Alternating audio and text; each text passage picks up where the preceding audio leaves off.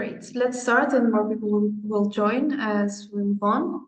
So I would like to thank you all for attending today at this webinar. I think it's going to be very, very interesting. It's one of the unique cases that so many interesting programs from the AgTech world will present their findings and insights. So all of us were looking forward to hear their input. So thanks all the 6 panelists joining today, and of course AgriBIT for co-organizing the event. It's a special occasion for AgriBIT because the program just completed, and we're going to hear the final findings and insights. So the agenda for today and the panelists that you're going to hear, it's from AgriBIT. We're going to start with Giuseppe Vella, giving us an overview about the AgTech world of today and tomorrow. And later on, Piero will present the findings of the program. The floor will go to STELAR and Dimitris Skoutas. Then we're going to have Rob for Crops with Tatiana Knetevich, Farmtopia with Eunice Solomos, ICAERUS with Katerina Kasimati, and of course, Droplets with Kalliopi Pounani. I advise you all to stay until the end to hear all these amazing presentations. And of course, at the panel discussion and the Q&A session we're going to have.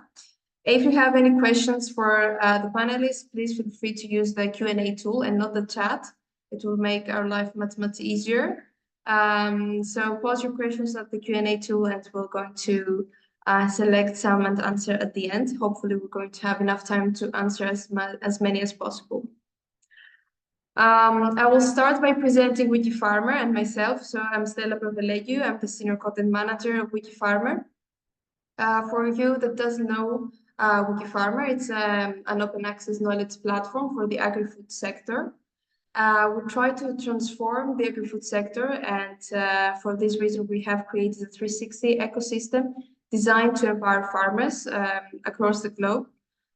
We do that with the WikiFarmer library, where farmers have access to free agricultural knowledge in the format of articles, videos, online webinars like the one that you are currently watching.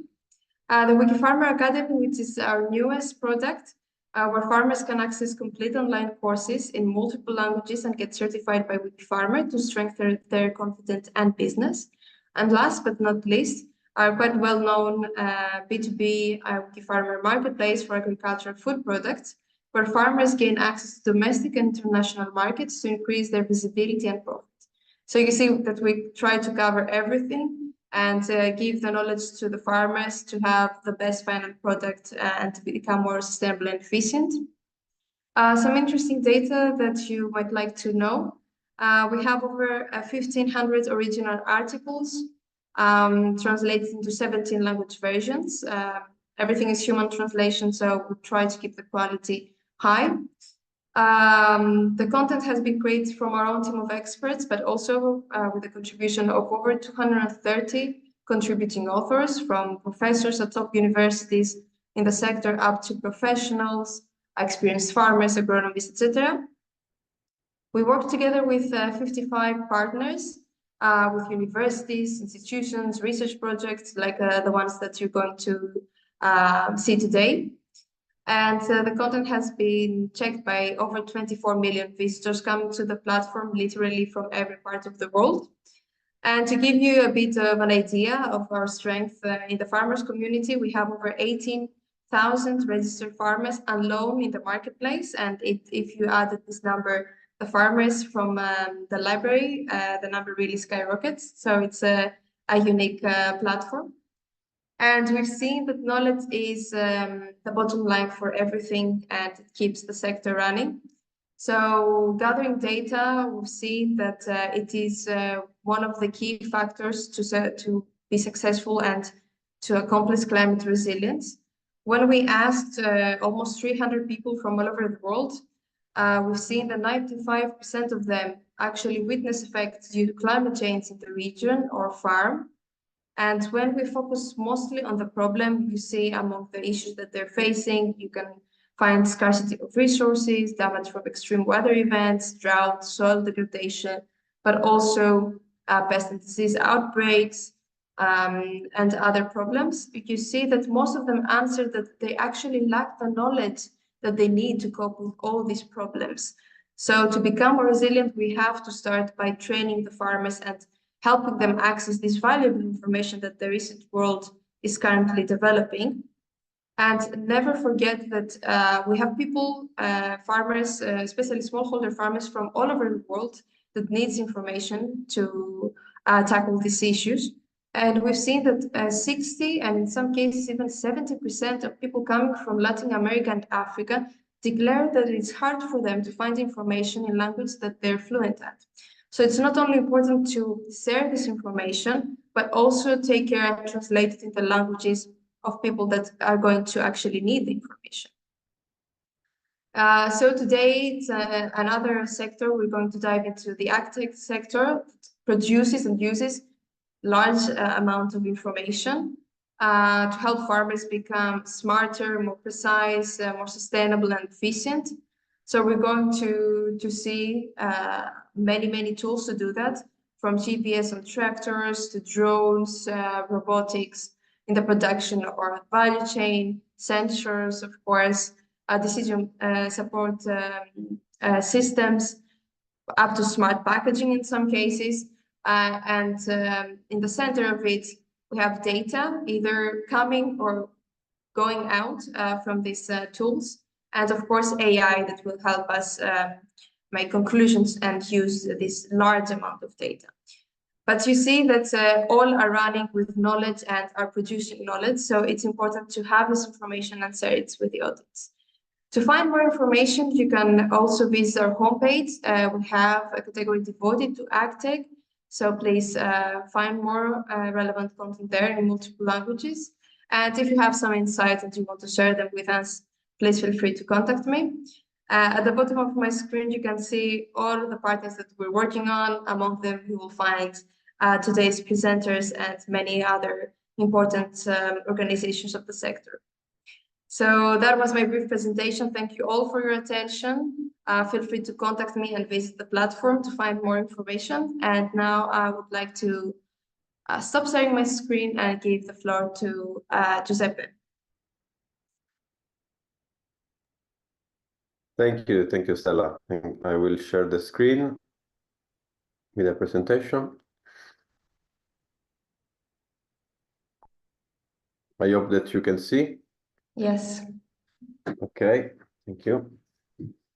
And thank you, WikiFarmer, for involving us in this organization, especially because we have been engaged since the beginning of the project, and this very nice activity. In the end, it's sort of a completion of some dissemination activities that in the end will find always some key factors in common together with other projects and together also with the audience that is looking and watching for these presentations. So starting from some initial assumptions, essentially, see, because I have one window that is okay. We started from these mainly three assumptions. These are three of more motivation, of course, that are behind the aim of the project. That is related to the food 2030, sorry, requirements related mainly to create smart food systems to preserve essentially the resources and to create the conditions in order to mitigate essentially the climate change that is always increasing more and more essentially. And in the end, these guidelines will have helped us also into the definition of the projects to identify which can be an healthy, productive, and to take care of the biodiversity, as we will see also in the main mission of the project. Then we have also the Blue Growth and the European Innovation Partnership on Water that we have taken into account, and one of the main focus of the project is related essentially to the reduction and the efficient usage of pesticides, of chemicals, but above all, of course, of the optimization of the usage of water in the especially in operations like, for example, irrigation. And last but not least, that there is, of course, some concept related to the Green Deals to make economy to make the agricultural economy more sustainable, and above all to support also the farmers into the process of the transition, the digital transition, and to bring more innovation related to, for sure, one of the topics that Stella mentioned before, that is related to the AI. Then we have also, of course, more European sources of information that comes from the Galileo and Copernicus constellations. And we have, of course, the most advanced technologies related to sensors that once they were more expensive, and now they are more near to the essentially to the expenses that each farmer can do in its field, and as a consequence, this will enrich the collection of information, and especially of data that will be transformed then into useful information into a farm management system. This is what I have already anticipated, because one of the main benefits for sure is to provide benefits for end users in terms of advanced precision agriculture services that in the end will be transformed not only from a business to business side, but also from business to consumer. This means that in the end we will have for sure some impact for what concern the business of farmers and farmers consultant and also technicians that want to exploit in the end this kind of technologies. And we, as a project and AgriBIT, we would like to improve the agricultural chain, essentially, as we said before, optimizing the usage of resources ranging from fertilizers to pesticides and to water, in order to increase, for sure, the crops diversity in smaller areas, but also with hostile climate conditions, essentially. A few words about the consortium, because the consortium is a small consortium. Is composed by 8 partners. One is a large company that is engineering, that we're representing it as a coordinator of the project. Then we have also 4 SME that are more involved, as like RFSAT, AgroApps. Then we have also Agents and AgriCOLUS. Then we have the 3 end users that are represented again by AgriCOLUS, ACP Pella, and CCTI, that are in AgriCOLUS respectively in Italy, ACP Pella that is in Greece, and CCTI that is in Portugal. And then we have also a research organization that is related to INOV. The project has a duration of 36 months, and in the end will end this year, in June of this year, and is funded by EUSPA, that is the European Union Space Program Agency, essentially, that will take care of this space program for in the frame, essentially, of our program. Sorry. Okay. Going to the core concept of the AgriBIT project, in the end, we will have the delivery of higher precision, more accurate, and continuously available precision agriculture services by combining, of course, the data that comes from GNSS and from Copernicus constellation, from Galileo's constellation, and exploiting also augmentation services like EGNOS, but also using Sentinel-2 images to collect all the information related to the fields that we have managed into our farm management systems, and adopting AI models, essentially, to process all the information coming especially from sensors that are deployed on the fields. There are 3 pilots that we have implemented and continuously tested since half of the project, so since 15 months. One is related to the Italian vineyards, with the management of currently the consortium of the Italian partner manages more than 200 hectares of vineyards, and we have used some of them to install essentially sensors like a custom sensor node for the air quality, or we have also installed the weather station there. We have also deployed some drones to take pictures from the vineyards to elaborate such information. We will see more detail later.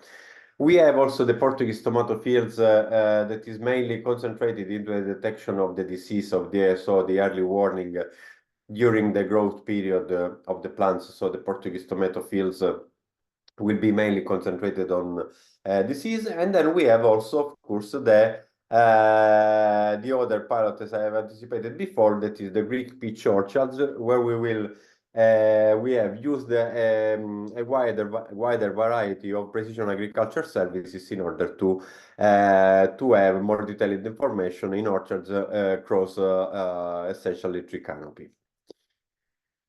Going to the project results, we have a cross-platform visualization that is a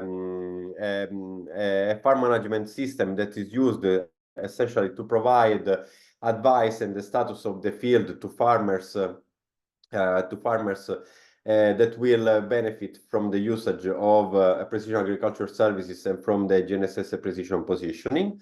We have a platform for big data analytics where we have essentially elaborated data coming from sensors by using AI models to optimize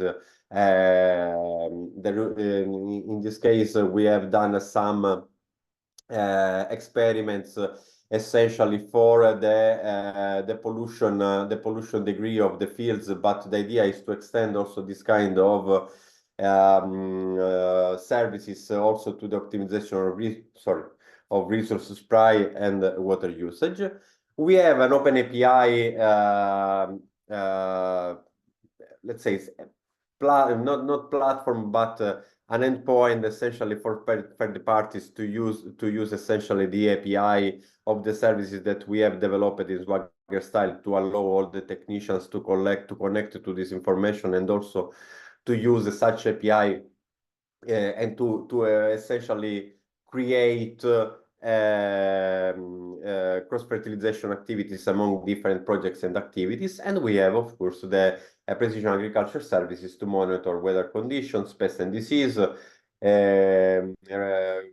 early warnings, the crop growth to estimate essentially the yield of each field, the scheduling of irrigation and the tillage for each field. And so the weather condition I already said. And the last activity is also on the field. Then we have 4 kind of results that are different from each other because some of them are related mainly to services in mobility on the field to map essentially the boundaries of the fields, the point of interest in each field, which activities have been performed in the field, and the routes that can be drawn on the mobile app for tractors, but also for the UAV as we have used during our drone flights essentially on the field. Then we have the custom sensor node to monitor essentially CO2, NO2, SO2, and also the particles like PM2.5 and 10. And we can monitor also weather parameters like ambient temperature, humidity, pressure, wind gust, and also UV rays.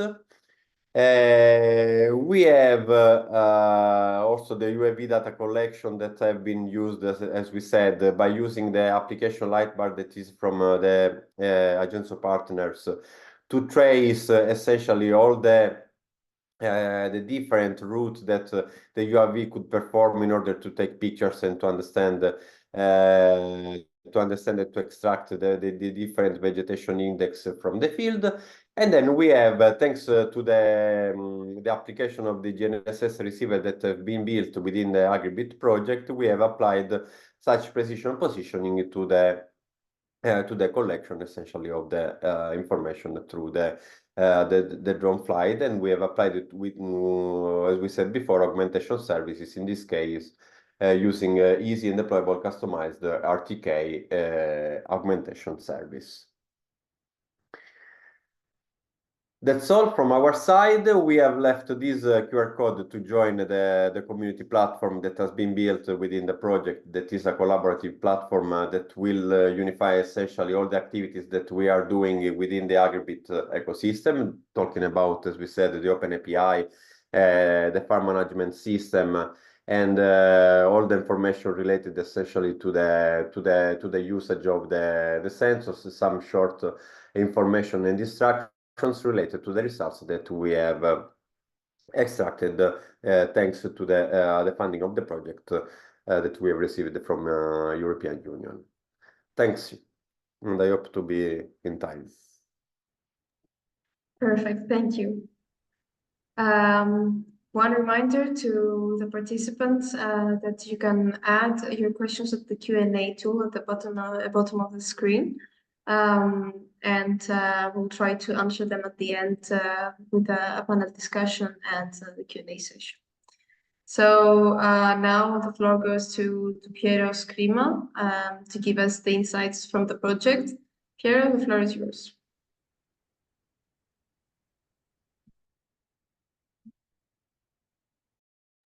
Okay, thank you, Stella. I will close the webcam to improve the bandwidth of my connection, but it's okay. Okay, let me share very brief overview on the part regarding the technical implementation of the project. Just a tech overview on the precision agriculture concept, and then just the component that we can't demonstrate now because they are, I would say, the weather station and other Piero, sorry to interrupt. Stella, Yeah. I don't know, there are some raised hand. Do you prefer to have it? I don't know if there are some questions now, or do you want to prefer to have the list of the raised hand so that we can collect the questions? I think at the end will be best. Okay. Okay. So first of all, we explained the goal of the platform, that is to reduce the sorry, I will remove this. Okay, that is to reduce the environmental impact and improve productivity. But how we can achieve this? In a nutshell, the principle of the precision agriculture state that we can achieve this outcome by saving resources and reducing waste. This means less pollution, which environment, of course, and also lowers the cost, thereby improving productivity. But this why? Because traditional technique apply resources, that means fertilizer, water, pesticide, uniformly across all the field. So the field are not often the field are not uniform.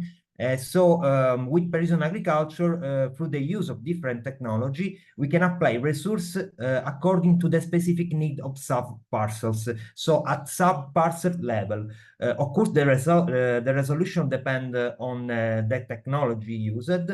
For example, I use satellite data as meter, more or less, level resolution, while drone offers centimeter level resolution, generally speaking.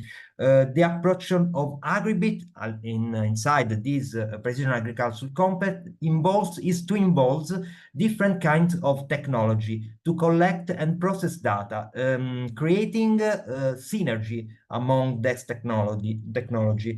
And also, additionally, it aims to design a product for communities, creating a sort of ecosystem and platform that provide tools for third parties to develop their own prediction models and vendor allocate environment.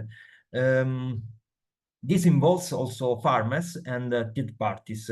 In any case, as Giuseppe said, we have a community platform, and if you want further information, you can join the community platform. We already updated content that explain better the services. So again, the important part of the AgriBIT is the the synergy among different technology. Okay, I don't want to bore you with technical stuff, but of course this is the general schema on how it works. At the base of the system, we have all the physical element, and as you can see, there are different technology elements that collect data, like Earth observation, UAV, and sensors, and all these devices are enriched in functionalities by the GNSS high precision receiver. We in AgriBIT developed and delivered an high precision receiver, GNSS receiver precision, affordable, because it involves just component that you can find in the market. These are the services that we are going to show in the platform, that are tillage scheduling, as Giuseppe said, that help to identify the better day or in which you can tillage you can use the tillage in your field, parcel monitoring, crop growth monitoring, crop yield estimation, client services for farmers, and prescription mapping. We have other services. Of course, as I said, we have different, we involve different technologies. So here you can see the high precision GNSS receiver that I said you before. It's developed and delivered in this project. Sensors of different types, for example, for air pollution, to collect data for air pollution, weather station, and also we delivered a mobile application that helps farmers to create, digitalize their field, drawing the boundaries of the fields on the parcel. Also using the GNSS high precision receiver we build in the system. It means that you have a power high precision receiver that is affordable. Also by using the app mobile, so using a simple smartphone, you can have also a system that can give you a route planning and a guidance system. Among all the delivered project we have delivered outcomes, we have also this community platform. This community platform, please join this community platform, because we are updating information regarding how the system works and how people can join our services. So if you join our community, you will get updated as soon we have new information and new content. In the community platform, we are wiki, blog, forum, and also you can participate to the system, to the community platform. An important outcomes is the BDI application. We integrate the BDI application to the rest of the system. I will not go into the detail, but essentially it's allow other organizations to create models, machine learning models that can help to predict. As I've seen before in the slide of STELAR, one of the things that it's more important to improve our technology use of in agriculture is the knowledge. By the model, by the machine learning model, we can predict and try to mitigate, the climate change. It's important. So we delivered a BDI application that help organization to deliver models and to understand and to predict climate change, climate behavior. This is as a screenshot of one of the outcomes that, as we said, is a smartphone Android application. And by this application, you can go in the field and take a note of the event and send this information to the main application, but with this important very high precision in centimeter level. So you can spot each of your plant, for example, because the level of precision is centimeter level. Also, we have a route planning application in our ecosystem, in the application ecosystem, and also a light bar that help to guide agricultural machinery. This is the, as you can see, the high precision GNSS system developed and delivered in the project, and it uses a lot of technical protocol and modules, but of course it's not the scope of this demonstration. Then we said we have weather station. This is one of our weather stations. The weather station send the data to our platform. We collect data from this weather station and this element, and we can elaborate this data using the BD application. Also, we have sensor nodes, so not just the weather station, but also sensor node that collect different kind of information. In this case, we have pollution sensors that can be sent to our platform. We also perform some flight with drones taking the so-called multispectral image that allow after an analysis to understand and to get what is called vegetation indexes like NDVI that helps to understand the status of our crops, how the crops are growing. As said Giuseppe, we also delivered the API to allow other organizations to integrate to our system. And now let's see in action just the web application and the BDI platform, but more the web application, because the BDI platform is very technical. And of course, as we said, we have not just a web application. We delivered and a lot of different system. This is the landing page of our application.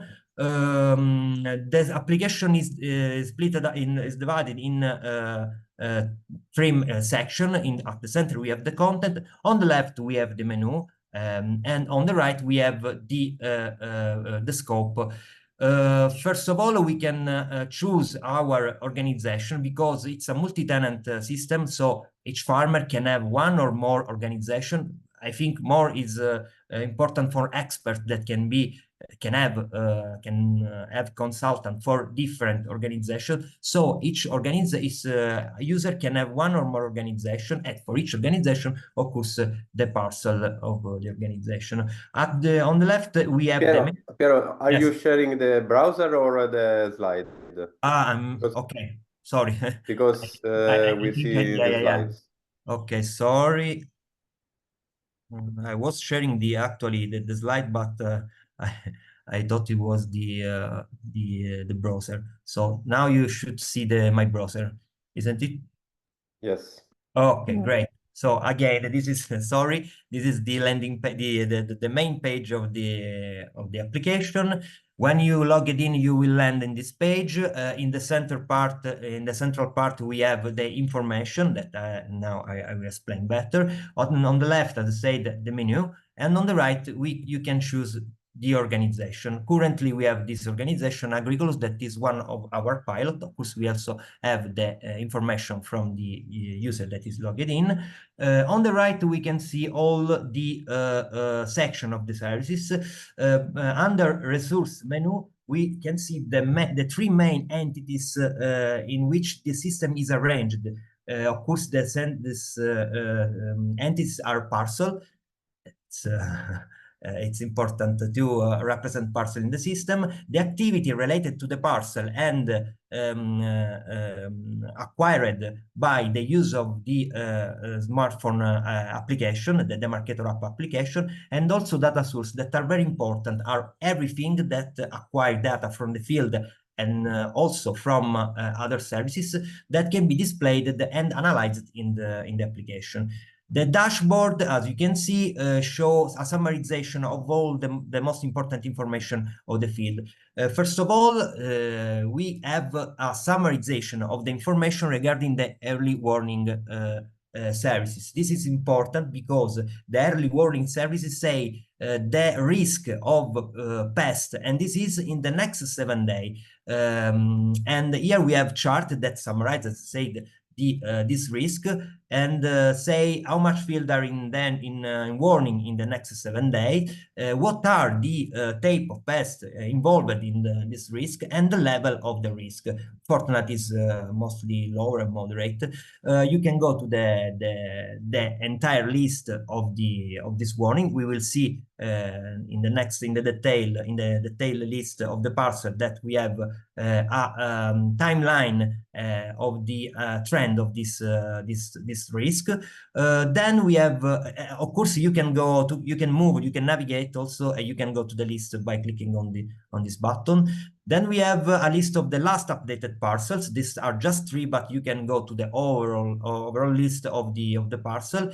A map that show you the parcel from this organization, the parcel digitalized. Of course, there are more parcels than what we can see for AgriCOLUS, but the digitalized parcels are that displayed in this map, and the last activity updated in the parcel. From each of these cards, and also from the menu, you can go to the detail of the parcel. Let's look at this parcel 1, Sangiovese 3. Of course, you have the boundaries. First of all, the map, some information regarding the user and organization, the crop that are growing in the parcel, the activity, as we said, that have been taken by the and been captured by the smartphone application, and that you can see also in the field in detail. Also, you can go to the detail of the activity, for example, going here, and you can see that this is activity of report about the manual sensor. Not all the sensor can send data, because they are just a simple sensor that show data in a display. So in this case, you can go with this app and register the data and send the data to the parcel, to the application. Then we have the pest and disease early warning. What we have seen before was the summarize the chart regarding the overall information about all the parcel in the system. Here you can see the trend for the next 7 days. For the next 6 days. You can see that for this particular field, the trend is not so risky, and also you can read also what are the detail of each point and each pest tape here in the legend. Then we have another forecast, another prediction, that is the irrigation water requirement. In this case, also in the next 5 days, we can see what is the prediction about the water requirement of the parcel. This is done by different parameters, different information that have been collected thanks to Earth observation system, and also weather station and weather forecast information.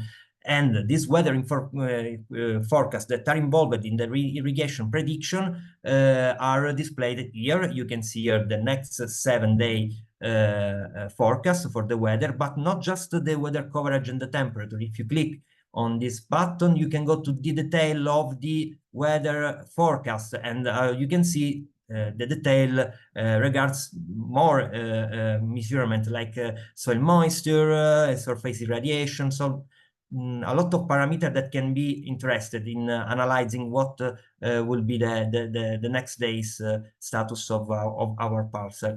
Then we have the data source list. In this field, we can attach or service list, general service available openly, like for example the Copernicus CAM. Copernicus CAM are services delivered by the Copernicus project that give some information regarding some parameter, and they are open and available. We integrated the services in the system, but we can integrate others important stuff like the weather station and the sensor node. We will see that later. If you click on the data source, you can see, of course, the data and the trend of the data. Here we have some particular information regarding the pollution, but for example, in the other one, in the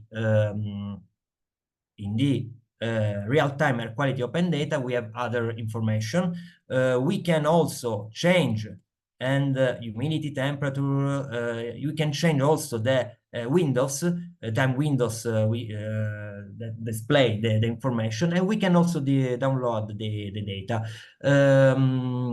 And that's for the parcel. So all this information are displayed at parcel level. So here we have this important information that can help the farmer. Then, as we said, on the left we have the list so we come back to the dashboard and then explore the menu on the left. We have seen the parcel activity. Okay, we have already seen, because these are the list of the activity, and all this activity are connected to a parcel. And also the data sources. If you go in the parcel, you see the data source for each of the parcels. If you go in this page, you can see all the data sources installed by the organization.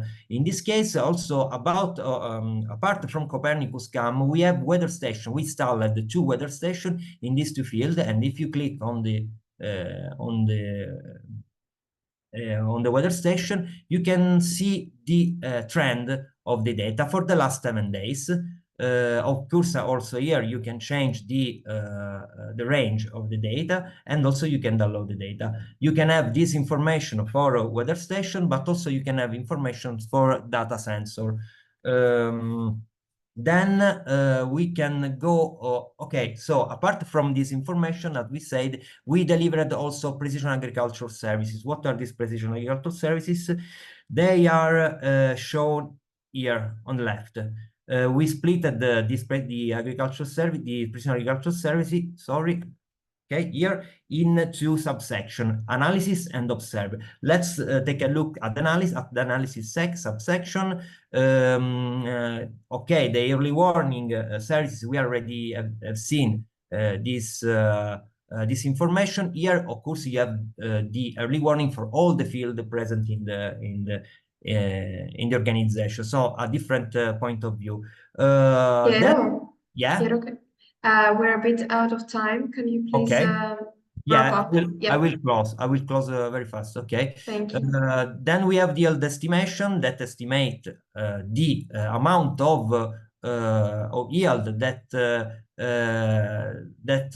is foreseen to have in the next year. You can see here 25, 24, 25, 27, and 26 and 27. And then the important, this is very important, that this the prescription mapping. In this part of the services, you can have different vegetation zone. The field that is split in different vegetation zone, and you can create a map with the amount of fertilizer or resource for different for each part of the field. It's what we said before. Here, for example, you can see the red that needs more fertilization. So you can here understand this part, and then you can also download the information. For example, you can download the entire need of fertilizer for each of the part, and also you can export you can export the data. I would like to show other services, but of course we ran out of time. But if you join the community, you have the opportunity to see more about our platform, and also if you contact us, there will be other occasion to demonstrate the rest of the services. Thank you, Stella. Thank you, Piero. So we're running a bit late with the presentations. I will try to keep an eye on the time. So please, for the presenters also to respect as much as possible the time frame. I will pass the floor and the microphone to STELAR project and Dimitris Skoutas to present. Of course, all the presenters can share at the end their email address or any other information they want. So people having more questions and want to learn more about the projects, they can reach out to the coordinators right away. Dimitris, the floor is yours. Hello, thank you very much, Stella, for organizing this, for inviting us. It is a pleasure to be here, and thanks everyone for participating. Can you see the presentation? Yes, yes, we can. Yes, okay, that's great. So I will try to be on time. My name is Dimitris Koutas. I'm a researcher at Athena Research Center in Athens, Greece, and the coordinator of the STELAR project, which I will be presenting today. So let me start with, first of all, some basic official information about the project, some basic facts, as you can see here. The full title of the project is Spatiotemporal Linked Data Tools for the Agri-Food Data Space. So already you can see some keywords that point to our main focus, like data and agri-food. And it is an innovation action funded under a call for technologies for data management. So the project itself, it is under a data call, not specifically agriculture, but our use cases are selected to deal with challenges in the agricultural domain. The duration of the project is 3 years with a budget around 5 million euros. And also here you can see the link to our website, stellarproject.eu, where you can find more details and results and so on. Also, I would like to say a few words about the consortium, because apparently and importantly, this is a collaborative effort. Athena Research Center is the coordinator, and also we have the technical lead, especially focusing on aspects related to data discovery. We have 3 more research partners, the University of Athens, the Eindhoven University of Technology, and the University of the Bundeswehr Munich, which deal with, again, big data analytics and machine learning tasks like data linking, summarization, and annotation. Alter Rapid Miner is a company that provides a commercial platform for workflow design and data science applications. Then we have our 3 pilot partners, Agronow, Vista, and Abaco. I will say a few more things about the pilots later on. And Foodscale Hub, our partner leading the dissemination exploitation activities. Okay, so why STELAR? What is STELAR about? What is the scope, the challenges in the project? Well, to put it simply, our focus is on data pipelines for AI applications. And apparently there is a lot of interest, even hype, let's say, on AI these days, even in the past decade with all these successful applications of deep learning that transformed several applications, but especially in the last couple of years with generative AI. I guess everybody has heard about ChatGPT and generally these large language models. So everybody recognizes more or less today that AI has a very big role to play in many fields, including smart agriculture. But also what is often neglected is the fact that the success of these applications to a very large extent depend on data. Data availability, data quality, data suitability. This is sometimes does not receive enough attention, and actually I was very happy to see both Stella presenting a slide with data in the center. This is not very common, but it is, I think, right. And also in the previous presentations by Giuseppe and Piero, we also saw a lot of emphasis on data, and this is in line with what we do here. So STELAR also has a focus on data, and we try to address challenges related to data discovery, data integration, and data readiness for AI applications, with indicative examples, as you can see here. For example, if I have a task like crop classification, how and where can I find suitable data to train a model? How can I rank or compare different data sets? How can I see which data sets have been used in which workflows or produced by certain workflows, and so on. Then it comes to the point of integrating data, because very often we need to combine data from multiple different sources, not a single source, so it's not enough. And in that case, there are challenges because different sensors typically have different spatial or temporal resolutions. For example, this happens with satellite data, apparently. Also, in other cases, we have different schemas between sources, different entity identifiers, and so on.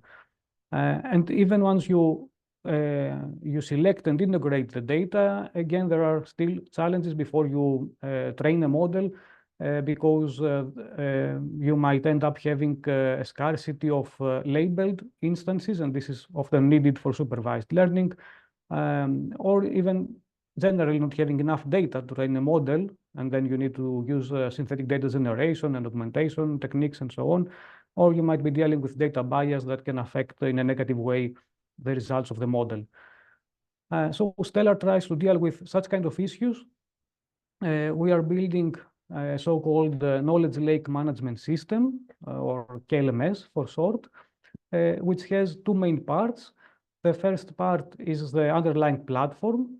The platform consists of several core components that essentially deal with publishing and searching for data sets and tracking metadata about data sets and workflows. So this mainly comprises a data catalog and a knowledge graph. And the second part is the KLMS toolkit built on top of the platform. This is a set of tools predefined, but it can be extended with other tools and from third parties. And these tools provide functionalities for data description, linking, and annotation. And the KLMS eventually will be evaluated in 3 pilots that I will also describe later on. So in terms of more technical aspects, just to say a few words regarding the platform, the main novelties compared to existing data catalogs is the fact that we aim at having more enriched, augmented, enhanced dataset descriptions, more information about datasets, and more functionalities for ranking and comparing different datasets. While comparing to existing machine learning tracking software like MLflow, again, we try to have more fine-grained metadata, hierarchical grouping of tasks into workflows, and linking the metadata of the tasks with the metadata of the datasets so that the data scientist can better understand which workflows produce better results and therefore select better models for the task. In terms of the toolkit, we have a series of tools that deal with discovery, linking, and annotation. I will not go into details, but briefly speaking, we have tools such as a data profiler that can profile input data and produce several statistics so that you can understand the characteristics of the data that you are working with. And we have tools for summarizing data in case you are dealing with big data with large volumes. Also tools for linking entities between different textual documents, like, for example, products mentioned with different names in different sources, or mapping different schemas across sources, fusing data from different satellite sources, detecting correlations, and also for annotation, we have tools for entity extraction, for field segmentation from satellite images, and crop classification. Briefly, the timeline of the project, just to give you an idea about the current status. So the project started in September 2022. During the first year, we focused on specifying use cases and designing the architecture. In the meantime, we started also the implementation of the platform and the tools. We delivered the first version recently in February, and we continue developing the platform and the tools, and in parallel having the pilot evaluation with the first results expected in August 2024. And throughout next year, we will continue development and evaluation and deliver the final results at the end of the project next year in August. And finally, a few words about the pilots. We have 3 pilots. The first one focuses more on the food suppliers side, let's say, and deals with food recalls. So here at the core is textual incidents, textual descriptions of food recalls. These have unstructured text. They're in unstructured form. So what we're trying to do here is to extract information from the text and find the entities like the products that have been recalled, the reasons, the hazard that was the reason for the recall, dates, companies involved, the location, and so on, and produce some structured information that can be further analyzed. Then in the second pilot, now we switch to the side of the farmers, and here we focus on crop yield prediction, and in particular on early crop yield prediction. And we're working mainly with satellite images. So we have a pipeline that collects satellite images, computes vegetation index, in particular leaf area index, and then we perform field segmentation, imputation to fill in gaps due to clouds, and eventually crop classification and yield prediction. This can be done at the parcel level for individual farmers or at the whole region, which is mainly targeting policy making. And in the third pilot is also focusing on the farmer side. In this case, instead of satellite images, we are mainly dealing with field sensors, like meteorological variables from the field, soil indices, and so on.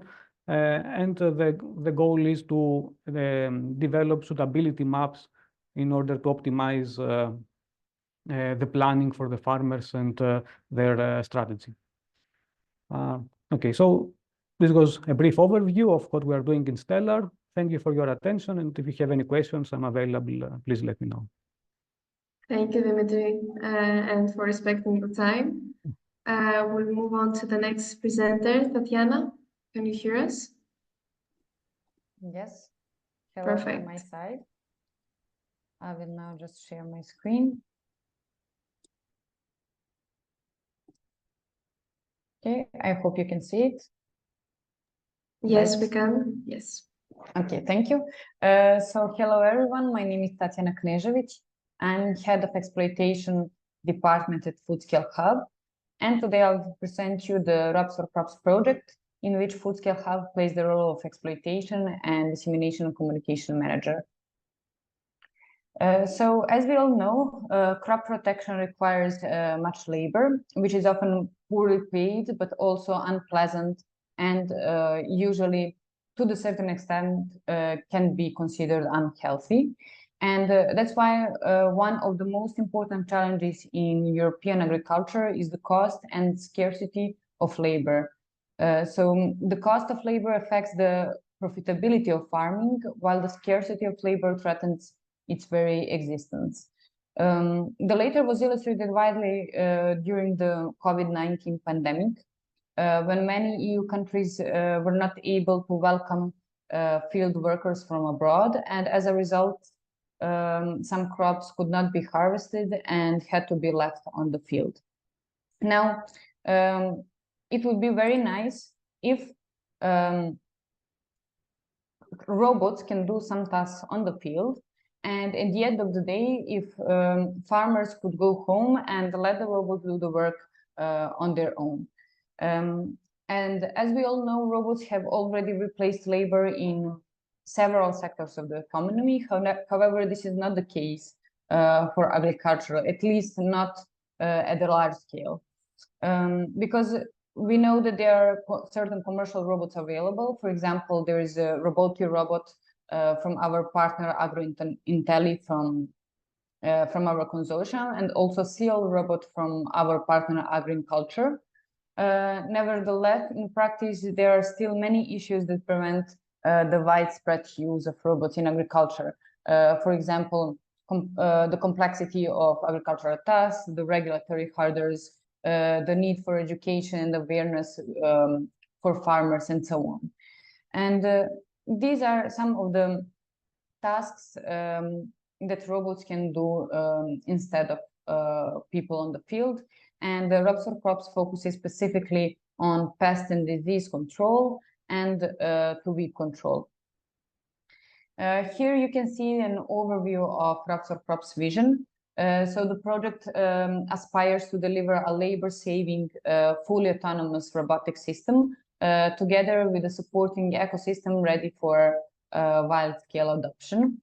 The farming system consists of smart implements, including smart weeder and smart sprayer, then autonomous vehicles who can navigate autonomously within the field, using their sensors for the environment. Here we use either robots, as I mentioned, Robotti robot and Cell robot, or tractors that are retrofitted for this purpose. And the whole system is orchestrated by the farming controller, which is a software for planning, scheduling, and monitoring farming operations. It is based on digital twin technology, and it connects all these components together. The project received 8 million euros from Horizon 2020 financial framework. The consortium consists of 16 partners from 7 different countries. It started in January 2021, and it will finish by the end of this year. You can visit the website and see all the details and the reports that we produced so far. The ambition of Crops for Crops is to greatly reduce the dependency of farmers on hired labor, to increase safety and reduce the use of inputs and the overall carbon footprint of food production. However, besides the technical objectives, Crops for Crops provides some non-technical benefits for the farming community. Since we put farmers and end users at the heart of everything we do, so from user requirements analysis to iterative testing on the fields and the business model experimentation process, we make sure that workers on the field are educated and trained in using robotics. Also that they understand the socioeconomic impact of agricultural robots, and we even produce the web tool that will be available on our website to assess the economics of using the robotic equipment on the farm. We also covered relevant ethics questions that have been answered during the project, and valuable reports are available on our website. And some implications of regulations are now clear. On top of that, we are developing robot as a service business model, which aims to remove the upfront cost of typically expensive automation upgrades. So the equipment, these robots should be available as a service to farmers, so they will not be it will not be mandatory for them to buy the equipment, but they can rent it for a season to do the specific task during the season. Now we are developing and testing our solution, the components, within 4 large-scale pilots. They are located in commercial farms in 4 European countries: France, Greece, Spain, and the Netherlands.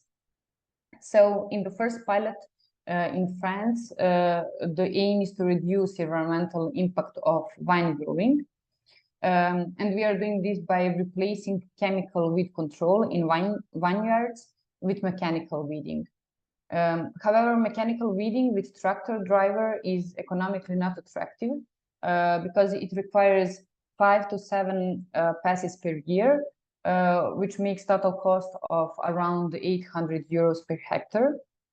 And also it is difficult to attract and retain experienced track drivers who can operate the several different weeding implements that are usually used for this task, for the mechanical weeding. So the goal here is to replace the tractor and human driver with a robot. And in this pilot, we're specifically use CL robot, which is developed specifically for vineyards and is used in combination with an advanced weeding machine.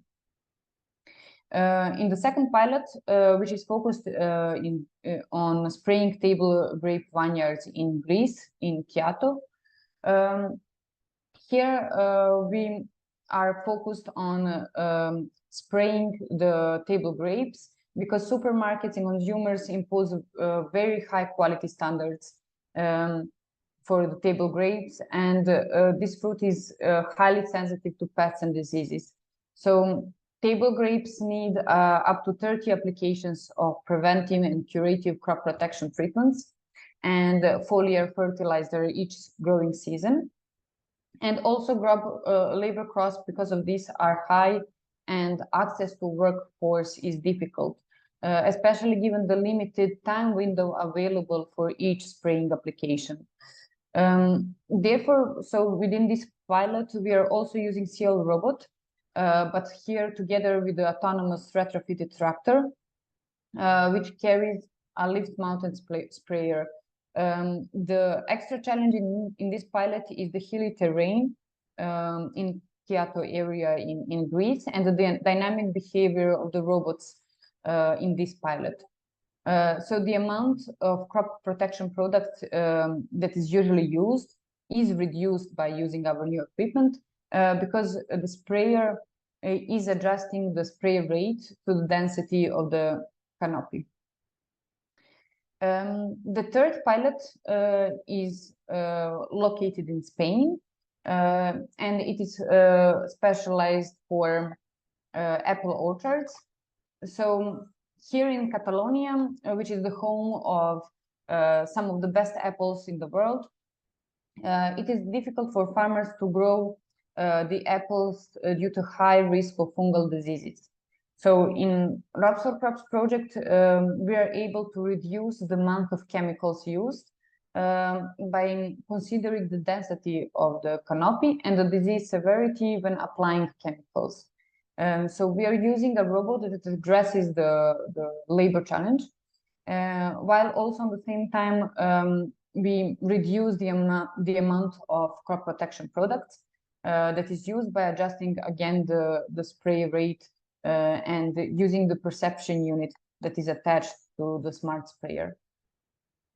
And the last but not the least is the fourth pilot, the Dutch pilot, which aims to reduce the environmental impact of arable farming by replacing the chemical weed control with unsupervised mechanical weeding. Here we are focusing on sugar beets and pumpkins, which are both crops that grow slowly at first, and therefore they need several weeding passes to control the weeds during the crop growth season.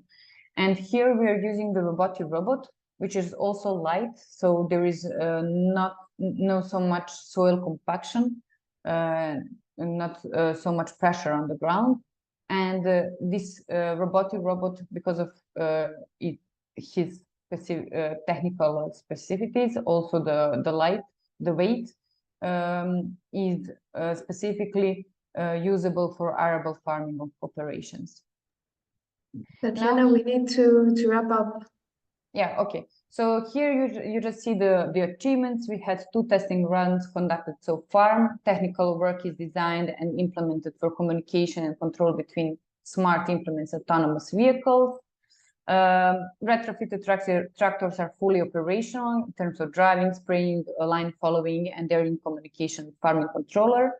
The web tool to assess the economic and environmental impact of robotics is up and running. What is left to do is to do the last testing season this year, and we are also collecting the core Crops software on GitHub, which will be available as an open source. So please follow us, and you can visit us at the final event, which will be organized in October and November this year. And you can also reach out to us through emails directly. Thank you, Tatiana. Thank you. We already see that we have some questions in the Q&A, and I think I see that some of the presenters have already answered them. So feel free, if it's project specific and you want to answer to the question online at the chat, please do it. For the rest of the questions, we can discuss them at the end. So I would like to give the microphone to the project Farmtopia and Ulysses Solomos to give us some insights of the project.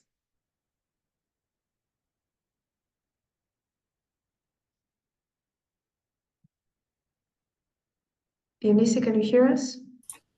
Yeah, thank you very much, Stella. I'm trying to share my presentation, but I'm facing a technical issue. Give me a moment, please. Of course.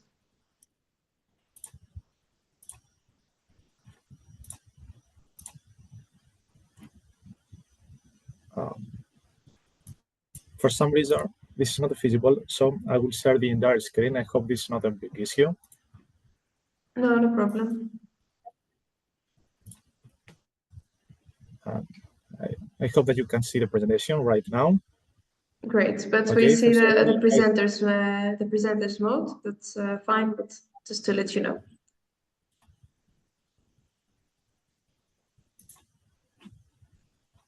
Now it's better, I feel. Now it's So perfect. first of all, okay, I would like to thank you for the invitation. It's a big pleasure to be part of this event, participating in such an interesting discussion about the future of the agri-food domain, and to discuss about how agri-tech innovation can transform the sector and increase its resilience. My name is Dionysios Solomos. I work for Neuropublic, who is the leading organization of the Farmtopia project, and I currently serve in the role of the project coordinator. Farmtopia is a Horizon Europe project with the full title Democratizing Digital Farming Through Smart Solutions for Small Farms. The project started in previous September and spans a total duration of 36 months. Its total budget exceeds 5.5 million euros, and the consortium gathers 22 partners from 11 European countries, representing various stakeholders from the agricultural value chain, including farmers' organizations, farm businesses, advisory entities, digital innovation hubs, technological providers, agri-tech SMEs, research institutes, universities, and the food brand owner. Project work is articulated around 18 sustainable innovation pilots, which are positioned at the heart of our implementation approach. A little bit about the background of the project. In recent years, we have all witnessed an explosion of interest and the dynamic penetration of digital solutions and digital technologies in the agri-food domain. However, despite the significant resources that have been mobilized so far and all the policy instruments and incentives in favor of digitalization, there has been a considerable lag in the uptake in the adoption and use of digital solutions by European farmers, and especially among the small and medium-sized ones. And the main reason behind this is the fact that these solutions are particularly costly, with uncertain benefits and low compatibility with smallholders' needs and attributes. There is therefore the need to create cost-effective digital solutions that are tailored to the needs of small and medium-sized farms, helping them increase their environmental and economic performance and cross the digital divide. In this context, our mission is to advance digital transformation and democratize digital farming by stimulating a paradigm shift and transformative change in the way agricultural digital solutions are created, deployed, and financed. To achieve this goal, we pioneer a farm-driven approach that fosters the co-creation of cost-effective digital solutions tailored to the distinctive and unique needs and attributes of small and medium-sized farms through enhanced collaboration between farmers, ADSS providers, technological providers, and IT stakeholders. Farmtopia will also drop down the cost for both farmers and technological providers by creating a set of reusable software modules, viable business and governance models, and leveraging public provision of infrastructure to support the widespread adoption of digital solutions. In this direction, we have recognized and seek 4 specific objectives, which are fully in line with the priorities set out by the Farm to Fork strategy. The first one is to develop and pilot a series of cost-effective digital solutions through the implementation of sustainable innovation pilots to enable the deployment of digital solutions at low cost and risk for both technological providers and small farms. The next one is to accelerate the adoption of digital solutions by developing innovative and sustainable business and governance models. And the last one, to establish an ecosystem of farms that are representative of diverse settings and conditions and communicate success stories to increase ADSS uptake. Our project, as it started in the previous September, is still at an early stage, with the first project outcomes expected towards the end of the first year of implementation. However, the main project progress can be found so far in 2 main work areas: our sustainable innovation pilots and reusable software components. To start with, 9 core sustainable innovation pilots have been established to co-develop and pilot digital solutions at the real production conditions. We have strategically planned to engage farms with diverse heterogeneous characteristics in these efforts to foster the deployment and validation of these digital solutions in diverse contexts and conditions. We include 55 farms, diverse in terms of types, sizes, growing models, and operating conditions in 7 agricultural sectors, including arable, fruits, vegetables, dairy, and livestock, from 12 European locations with different environmental and climatic conditions. To put it simply, actors from diverse segments of the agri-food value chain come together and engage in the co-creation, deployment, and piloting of these innovative digital solutions, which will be specifically designed and customized to address and accommodate the needs of the participating farmers, also exploring viable business and governance models to support the solutions. Relevant models can include cooperative purchase, solution as a service, use of contractor services, and so on. Overall, our focus will be mainly on specific crops and livestock, for which current digital solutions, the provision of this solution is particularly low, as well crops of regional importance. It must be noted here that the piloting will take place in 2 growing seasons. In addition, further to the sustainable innovation pilots, Farmtopia has been developing a suite of open, reusable digital software components that can be used by agri-tech providers to improve their existing offerings or develop new digital solutions at a very low development cost without the need of writing code. The first one is the Digital Farm Book service, which supports the digital recording of farmers' assets and activities. The second one is the data integration module, which supports the subscription to and the integration of external data services in existing solutions such as existing weather forecast, pest infestation services, and earth observation information. The data exchange module, which supports secure and standards compliant data sharing among groups of farmers based on standardized protocols for authorization and access control. We will also develop a farm benchmarking and notification service consisting of a farm regional level benchmarking performance calculator that aggregates in terms of applied inputs, and the early warning notification service based on nearby farms observation like pest infestation, extreme weather conditions, and information like this. It must be also highlighted that all these reusable software components will be tested and applied in the context of our sustainable innovation pilots, and will be also embedded into the plus and designated solutions for the additional sustainable innovation pilots that will be funded by the open call that the Farmtopia partnership will very soon launch. In this slide, I have outlined the digital solution designated for our sustainable innovation pilots. This range from smart farming systems that offer low cost and high accuracy advice on irrigation and fertilization, comprehensive field monitoring and management systems, to automatic detection and targeted spraying application, AI-based knowledge repositories, real-time animal welfare monitoring systems, and many other solutions. All these offerings are based on disruptive technologies like artificial intelligence, big data, Internet of Things, machine learning.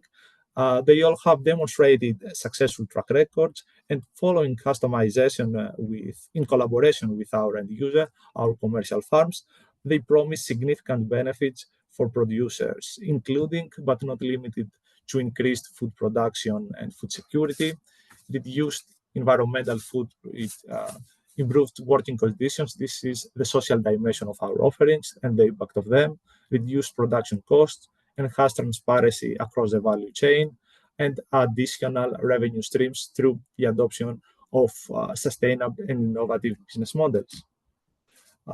As we are still in the beginning of our project, I have here outlined the next steps for the upcoming period.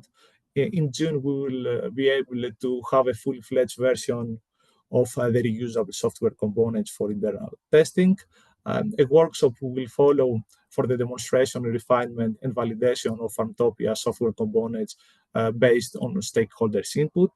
We will also proceed and finalize the co-development of the designated digital solutions in August and the initial version of business models. This procedure will take place with the active participation of our farmers. We want their input to define the user and functional requirements about the digital solutions, but also through a brainstorming and an open consultation to culminate this procedure to sustain a business model that will be affordable for them. The software modules will be made openly available in September, so everybody can have access to them and easily integrate them into existing offerings. The pilot application, the first piloting phase, will start in September and will last around 1 year. All the solutions, all the business models will be tested under real production conditions, and the aim is to assess the performance of these solutions after customization against key performance indicators. And in October, we will be able to publish the open call for the funding of 9 additional sustainable innovation pilots. Finally, I will conclude with the anticipated impact of the project for farmers and the sector as a whole. The first one has to do with the affordability of digital solutions and the associated cost reduction.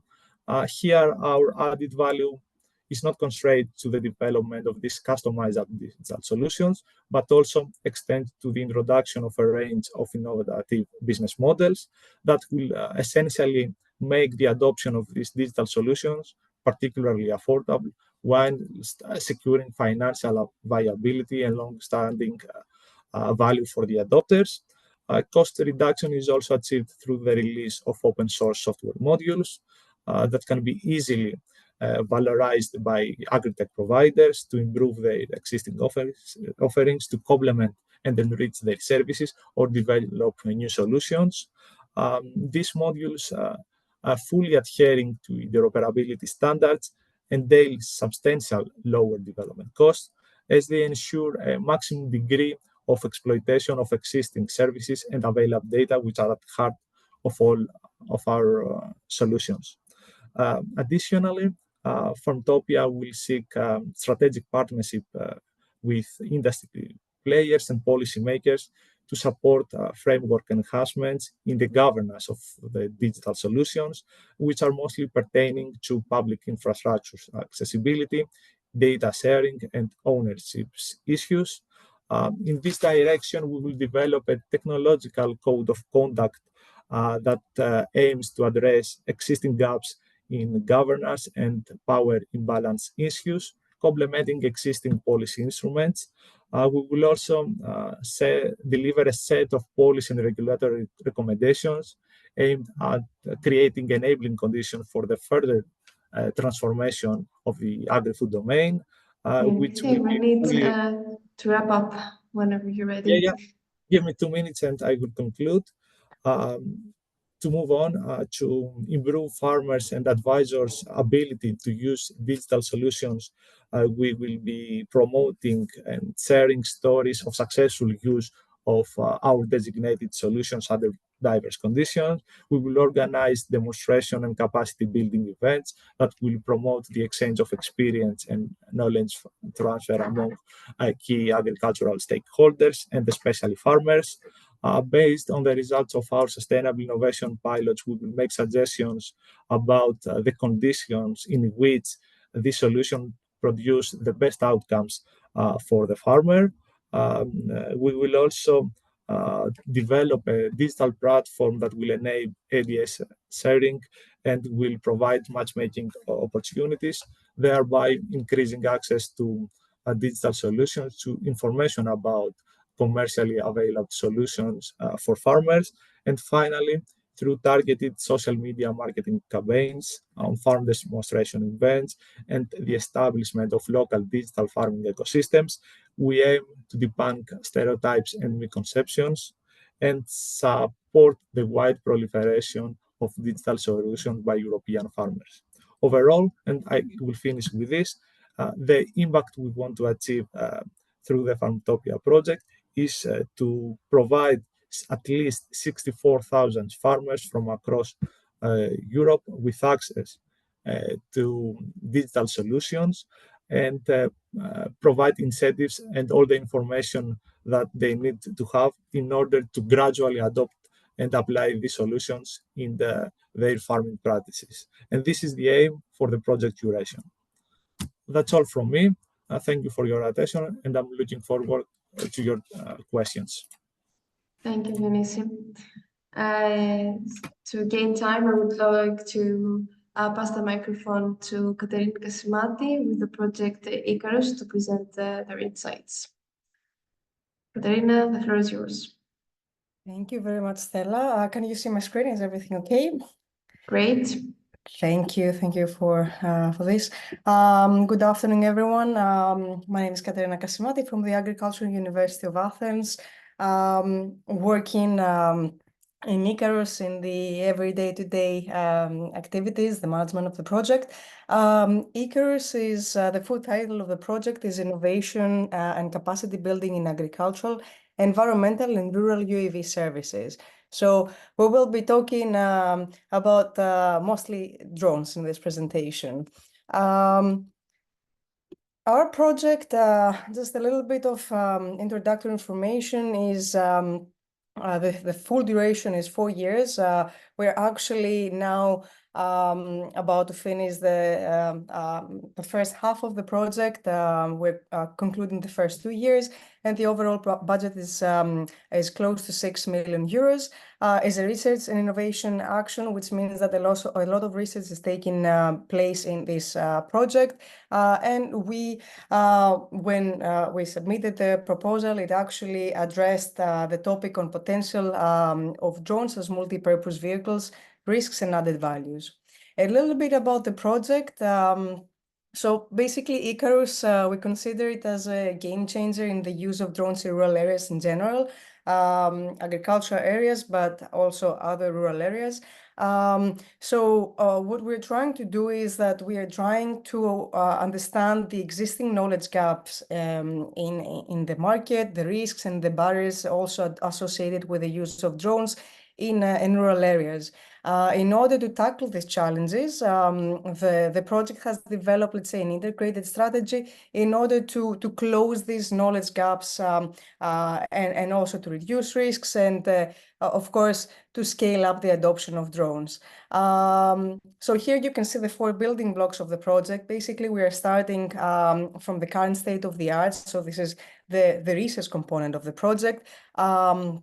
In order to propose some application-oriented approaches to explore the multi-purpose application and the potential of drones in agricultural production, in forestry, but as I mentioned earlier, in rural communities as well. The first part, as I mentioned, is to realize, to understand what are the innovation actors in the use of drones, what are the needs, but also the related technologies that are out there at the moment in the market, but also the different drone data analytics models, as well as standards, regulations, and risks. The second component of the project is the develop and demonstrate. So we have different innovative approaches where we are for the application of drones in crop production, livestock monitoring, spraying, forestry and biodiversity monitoring. And of course, we're trying also to assess the different risks related to the use in different areas. The third big component is to strengthen capacities. So we are producing a free open access education and training, but also value-added services to develop fundamental skills for the European stakeholders in the application of drones. And the final component is to the scale up, as we call it, in order to build if possible, European innovation ecosystem to develop business and governance models in order to efficiently disseminate the adoption of drones and scale up and also increase sustainability, performance, and competitiveness. If we move on, this is basically here the main objective of the project. So the vision is to research, as we mentioned already, and understand the potential uses and benefits of drones in EU agriculture, forestry, and rural areas. And we're doing this by demonstrating and supporting the safe and efficient use of drones in these fields, but also by identifying the potential risks and benefits associated with the use. Here you can see what we are developing as a project. So the main component, let's say the main component of the project is the ICAERUS platform. This is a web-based interactive platform designed to, let's say, accelerate the use of drones for sectoral and societal purposes, the ones we mentioned earlier.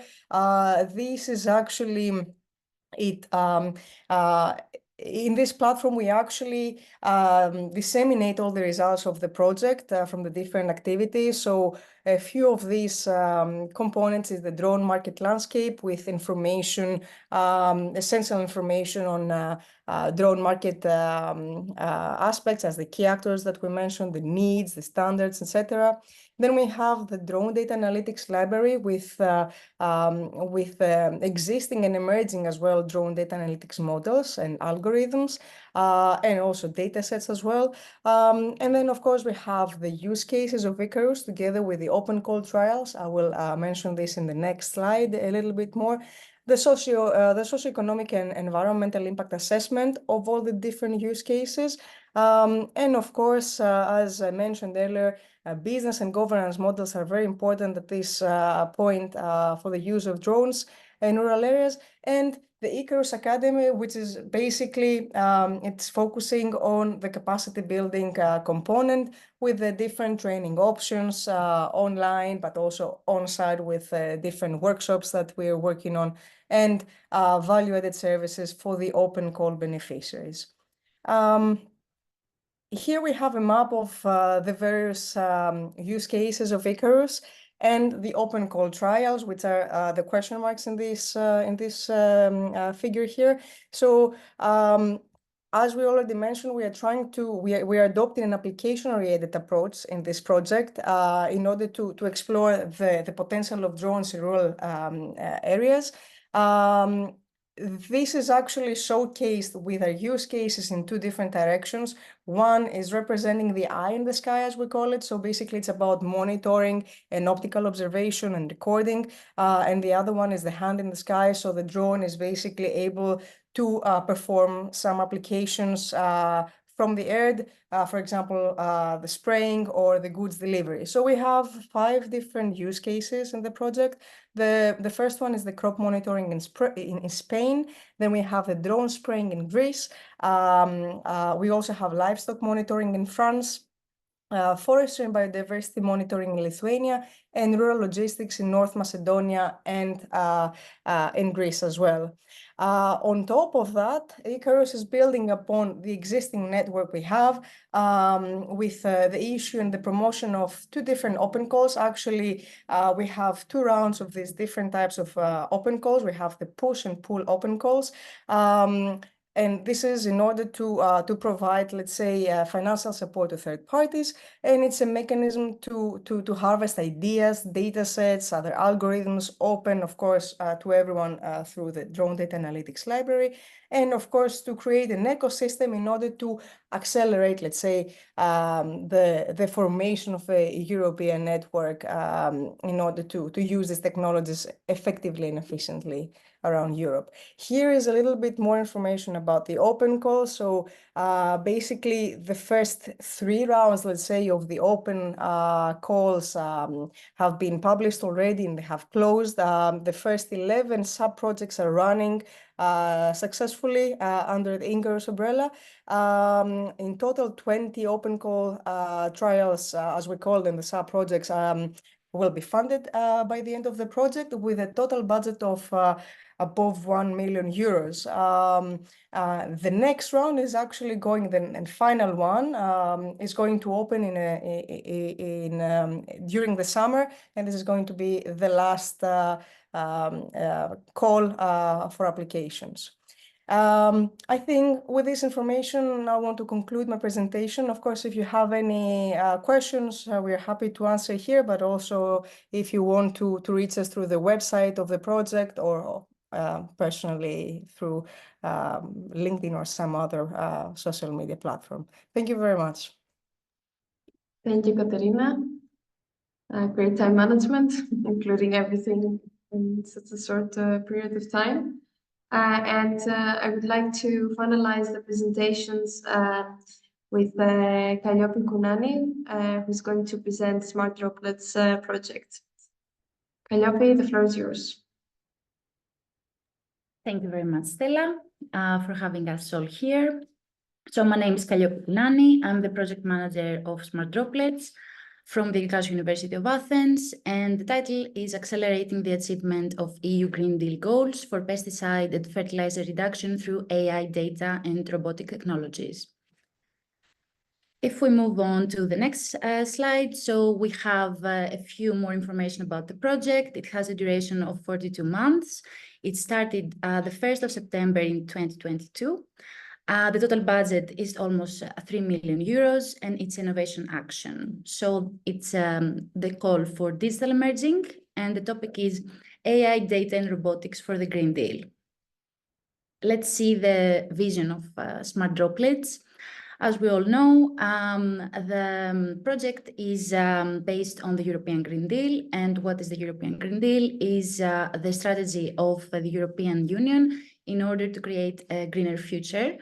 And it has many smaller parts. The one that we care about most is the indicators that we want to reach for the agricultural domain, which are the pesticides that need to be reduced by 50%, the nutrient losses that again need to be reduced by 50%, and of course we need to increase the organic farming by 25%.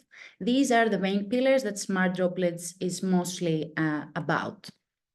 What are the challenges that we're trying to tackle through this project? We see that there are rapid changes in the agricultural environment. There's a need for resource optimization. Of course, the EU Green Deal goals are there, and we need to face them. The innovation in spraying, safety and efficiency of robotic systems, utilization of data and artificial intelligence, and of course, the education and social acceptance of the participants, farmers, and all the stakeholders that are involved. Who are we? So we are a consortium from all around Europe. We have countries as Greece, of course, we're the coordinators, Lithuania, Spain, France, the Netherlands. And if we continue, if we move on, what are we trying to create? I prefer to use this image as an example. So what we see is that we have a tractor in the middle of a field. It's between apples and wheat fields. As you can see, the tractor gains information from both fields. So we get everything that has to do not only with the plants, but also with the environment. We do assessment of the environment. We see how our spraying operations have to do with our operations. And let's move on to see how we actually do that. The Smart Droplets has some main pillars. One of them is the digital twin. What is a digital twin? Is the sister of each of the fields that you just saw. So we have the wheat fields and the apples. What we do through the digital twins, we're trying to create the digital twin of each farm through collecting historical data in the real fields. We do that in order to have accuracy in predictions for disease occurrence, weed occurrence, and plant robustness. The next main pillar of Smart Droplets is the vision system. As you can see, it's mounted on the top, on the front part of a tractor. It's a retrofitted tractor in which that actually can be autonomously navigated into the field through its perception unit. We're using this vision system to detect the weeds in real time and also give real-time spraying recommendation. We do data collection also for training our algorithms. And of course, we do the assessment of the accuracy of the digital twins in real time. Another pillar of the project is the direct injection system. This is a technology that already exists for many years, but it never met the market needs.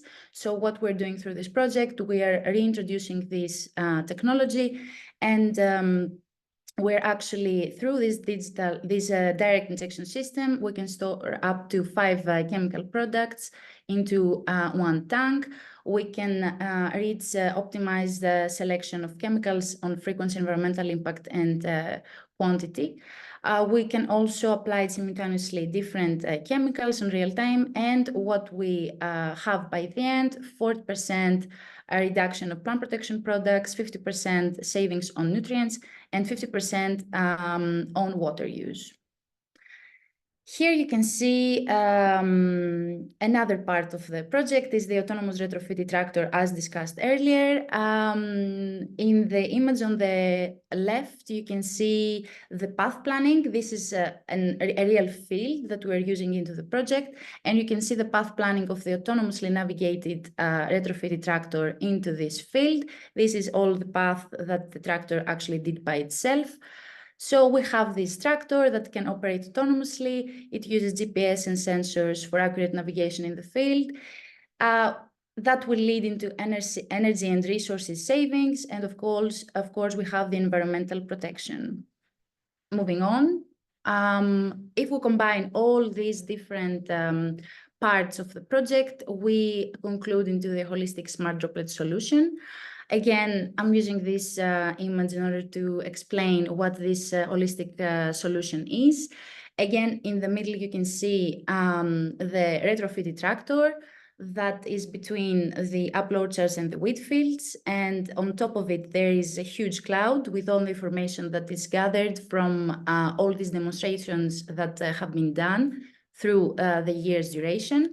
And at the bottom, there are the researchers that are actually planning everything and can take a look at all this solution from a safe distance. We discussed about the demonstrators, but let's see a few more things about the pilot demonstrations that we have. We have apple orchards in Spain, in Emborda. We have 155 hectares, and the yield of these orchards are 6,500 tons yearly. Here you can see the sprayer that we're using and the direct injection system at the bottom. Again, here you can see 4 different images of the apple orchards that we actually represented using the sensors of the project. It's the same image, but through the eyes of different sensors in this specific image.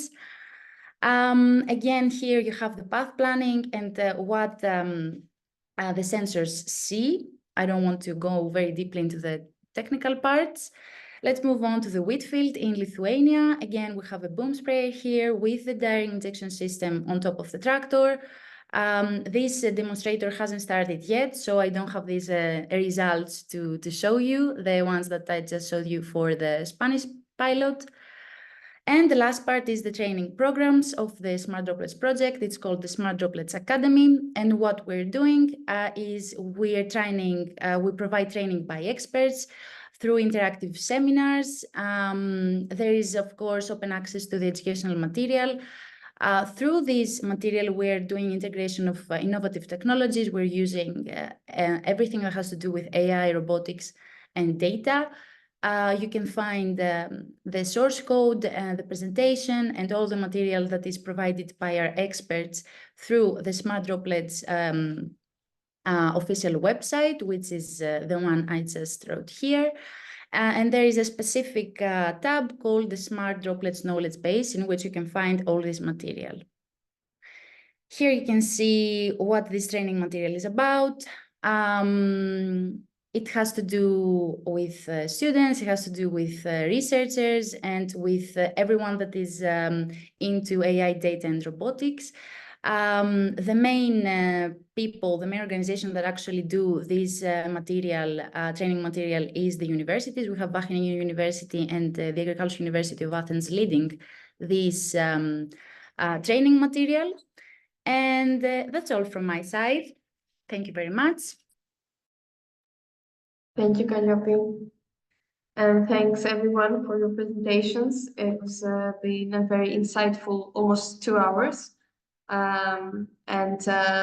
get a better idea of how tomorrow of the agtech world will look like. One question from my side, I will make it open for any of the participants, better more than one, to answer is, in the audience, we have a lot of people coming from outside of Europe, a lot of farmers from the European Union too. Is there any limitation of where meaning which environment, country, or crop someone could use your work, the app or the deliverables that you will produce?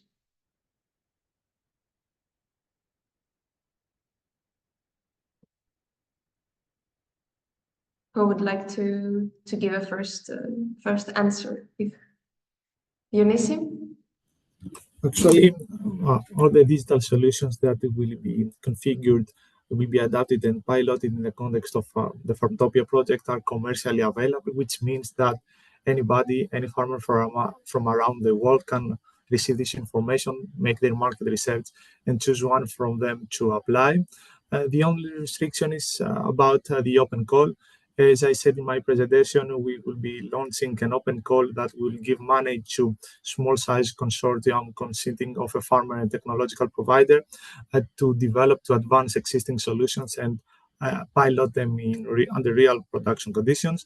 There is a restriction. This call is restricted to European farmers, so any interested party from outside of the European Union, Europe, is not eligible to participate in this call. However, all these solutions deployed, tested in the context of our sustainable innovation pilots will be commercially available for any body from any farmer from around the world. Thank you very much. Anyone else? Yeah, also from our side, it's Isabella. Talking about the replicability and the reproducibility of the context in general, we can currently our project is a European project with European companies, but in the end, also the solution, as was mentioning Piero before, it's related to a set of services that in the end, if there are people that are interested in the participation to the platform to see which are the APIs or to develop any model AI-based in the end can request, let's say, some access and can take a look to take advantage of the different applications of the AgriBIT ecosystem. I don't know, Stella, I explained this to say if you are going to leave something, a set of emails for the audience so that they can contact us in general, us with all the projects. Definitely, we could add the emails both on the social media that we have already, the posts, and maybe send a follow-up to the people register for the webinar to have the contact information for each and every one of you. Okay. Katerina, did you raise your hand? Basically, the answer is the same, I think, for all projects. So I think the replicability is anyway one of the main factors and drivers for these projects, and the scalability. So this is we're trying the solutions that we're making public, let's say, to be easy to be used by everyone. So I think this is an important part of all the projects. That is true. And I also had a question, Katerina, for the project. Since you're also applying some plant protectants spraying with the drones, I know that in some areas that might be a first step with a policy to change and adapt it a bit. How do you tackle this issue? Thank you very much for this question, Stella. I should have mentioned in the presentation. So the spraying actually with the drone is not permitted in general in Europe. So you need to have a special permit in order to apply plant protection products via drone. So in our case, all the tests that we're doing, we are using actually water with a coloring, let's say, additive, tetrazine. So this is fully edible. This is just to figure out the specifications, the height, the speed, and everything, and the location above the canopy, the plants that we are spraying. Then, in order to use some plant protection products, we have tried actually in the project.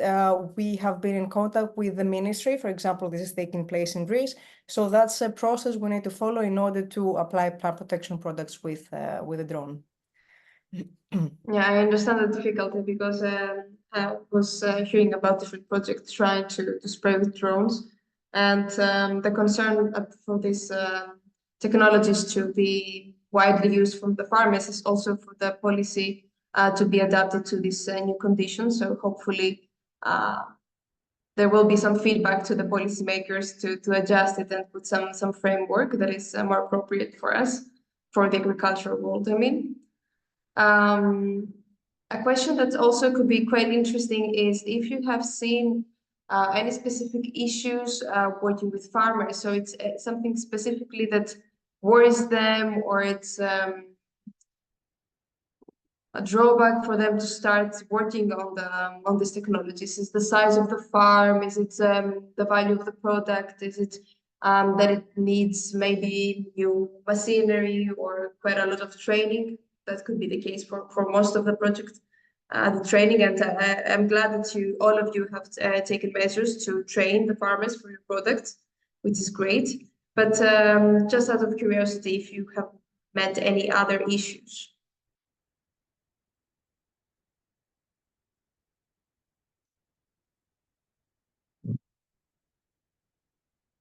Maybe the AgriBIT project that is more that is at the end. Do you mean if we had some other further requests? Could you reformulate the question? So either request specifically of something to be adjusted or focus on, or a specific problem that you need to tackle before people start using widely the technologies that you have created. Look, consider that we are using, for example, as an experimental part, as a proof of concept, artificial intelligence on data. Our idea is not just to solve problems because we have implemented the proof of concept, but in the end, our idea is to expand the usage of such algorithms to have more services and more added value services, essentially, that can exploit artificial intelligence for the resource optimization that we said before. So in the end, the idea is to expand. Currently, we cannot say that all the data are processed. So in the end, we would like to have more time, honestly, to expand it, but the system is fully working. Mm-hmm. Yeah, I would say also that I think one of the challenge to face, I think in many of the project is the need of data to train the models, and that's it's a challenge because now data are it became a little bit precious, let's say. So yes, this is one of the challenge. The other one is the knowledge, the technology of the farmers, the gap they have in the knowledge of technologies. And someone we need a sort of expert among farmers and technology and project, because yes, of course, we need to explain a little bit better. So we can also, I think this is, I think it's a challenge that all the European projects regarding agri-tech have to face, and it's to be, let's say, easy to digest. That is true. And maybe the first step we need to take is to train the agronomists working closely with farmers, because they already have a background, so it would be a bit easier. Dionysi? Actually, generally speaking, the lower than expected uptake adoption of these digital solutions by European farmers can be attributed to different reasons, to different factors. The first one has to do with the price.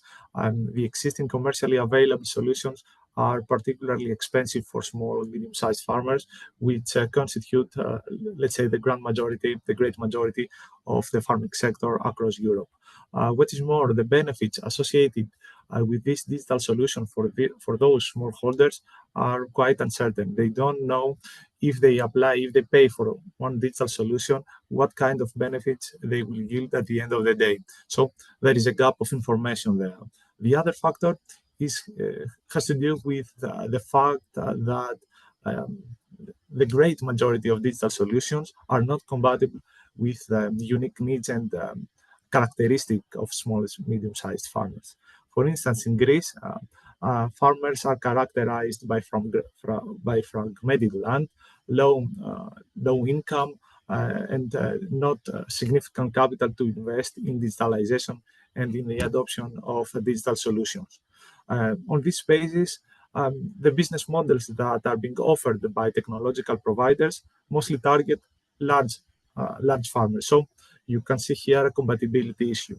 The low digital literacy among small farmers who are sometimes very old, they are not familiar with digital application, is another constraint for the uptake of digital solutions.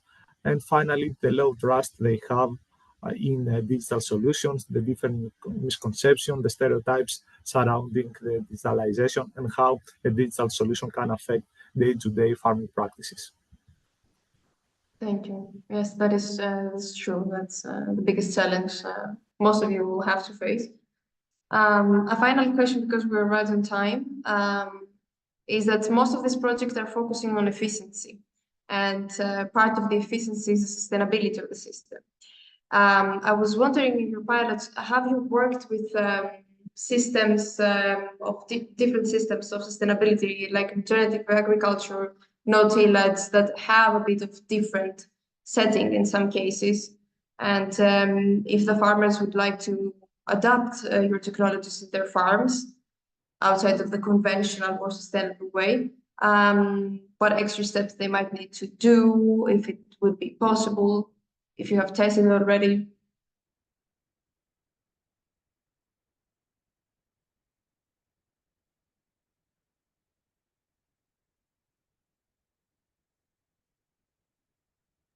Maybe I can. Yeah.